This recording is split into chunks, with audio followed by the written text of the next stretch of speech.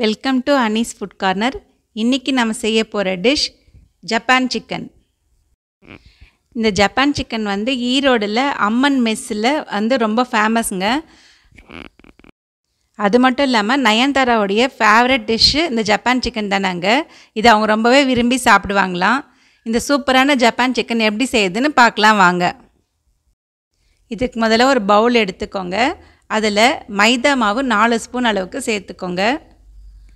Cornflour மாவும் 4 spoon அளவுக்கு சேர்த்துக்கோங்க.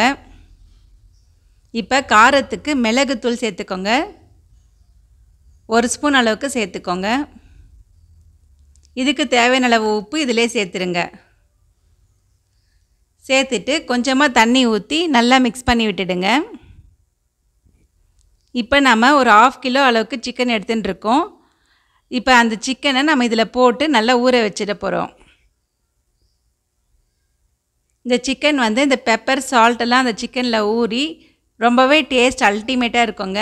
ஒரு 10 மினிட்ஸ்க்கு இதை நல்லா ஊற வச்சுட்டு விட்டுடுங்க.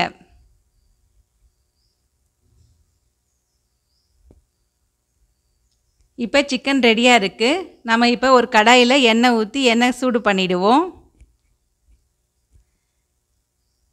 இப்போ எண்ணெய் நல்லா சூடான உடனே நம்ம இந்த சிக்கனை ஒரு பீஸாக போட்டு நம்ம பொரித்து எடுத்துக்கலாம். அப்படியே நம்ம சேனல் சப்ஸ்கிரைப் பண்ணாதவங்களாம் சப்ஸ்கிரைப் பண்ணிவிடுங்க. இந்த வீடியோஸ்லாம் பிடிச்சிருக்கிறவங்க லைக் போட்டு விடுங்க. உங்கள் ஃப்ரெண்ட்ஸ் அண்ட் ஃபேமிலிக்கும் இந்த வீடியோஸை ஷேர் பண்ணி விடுங்க.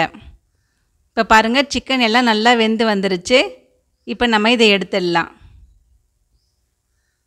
இந்த சிக்கன் நம்ம இப்போ அப்படியே சாப்பிட்டாலுமே ரொம்பவே டேஸ்டியாக இருக்குங்க. பெப்பர் சால்ட்லாம் போட்டுக்கலாம், ரொம்பவே டேஸ்டியாக இருக்கும்.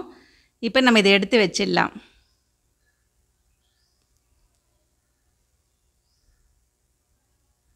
இதே மாதிரி மற்ற சிக்கன் பீசஸையும் நம்ம இதே மாதிரி பொரித்து எடுத்து வச்சுக்கலாம். இப்போ எப்படி செய்கிறதுன்னு பார்க்கலாம் வாங்க. ஒரு கடாய் எடுத்துக்கோங்க. கடாய் நல்லா சூடான உடனே அதில் பட்டர் சேர்த்துடுங்க. பட்டர் சேர்த்து செய்கிறதுனால டேஸ்ட் சூப்பராக இருக்கும். இப்போ பூண்டு வந்து நல்லா பொடியாக கட் பண்ணிவிட்டு சேர்த்துக்கோங்க.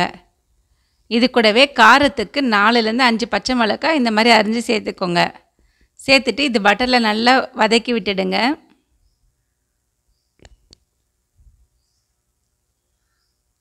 இப்போ நல்லா வதங்கின உடனே இதில் 1 டம்ளர் அளவுக்கு பால் சேர்த்துடுங்க. பால் ரொம்ப பிடிக்கிறவங்க ஒரு 1.5 டம்ளர் கூட சேர்த்துக்கலாம். இப்போ நான் 1 டம்ளர் அளவுக்கு பால் சேர்த்துட்டுருக்கேன். பால் நல்லா கொதிச்சு வருது. இப்போ இதில் 1 ஸ்பூன் அளவுக்கு சர்க்கரை சேர்த்துக்கோங்க. இதுக்கு தேவையான அளவு உப்பு இதில் சேர்த்துருங்க. ஏற்கனவே சிக்கனில் உப்பு சேர்த்துருக்கோம், அதனால் உப்பு வந்து கம்மியாக சேருங்க. இப்போ இது கூட ஒரு 10 முந்திரி நல்லா மிக்சியில் போட்டு கிரைண்ட் பண்ணிவிட்டு இந்த மாதிரி பவுட்ரு ஆக்கிட்டு சேர்த்துக்கோங்க. நம்ம முந்திரி போட்ட உடனே வந்து நம்ம பால் நல்லா திக்காக ஆரம்பிக்கும். பாருங்கள், பால் முந்திரி எல்லாம் சேர்ந்து நல்லா க்ரீமியாக குக் ஆகிருக்கு. இப்போ நம்ம சிக்கனை இதில் சேர்த்துடலாம். சிக்கனை சேர்த்துட்டு ஒரு 5 மினிட்ஸுக்கு இது அந்த பாலில் குக் ஆகணும். பாலோட ஃப்ளேவரும் அந்த முந்திரியோட ஃப்ளேவரும் நல்லா சிக்கனில் இறங்கணும். அதனால் லோ ஃப்ளேமில் வச்சுட்டு கொஞ்சம் நல்லா கலந்து கொடுங்க. இப்போ அந்த பச்சை மிளகா மிளகு எல்லாம் சேர்ந்து நல்ல ஒரு டேஸ்ட் கொடுக்கும் இந்த சிக்கனுக்கு. இதில் நம்ம ஏற்கனவே பாலும் பட்டரும் சேர்த்துருக்கிறதுனால நல்ல க்ரீமியாக ரொம்பவே டேஸ்டியாக இருக்குங்க.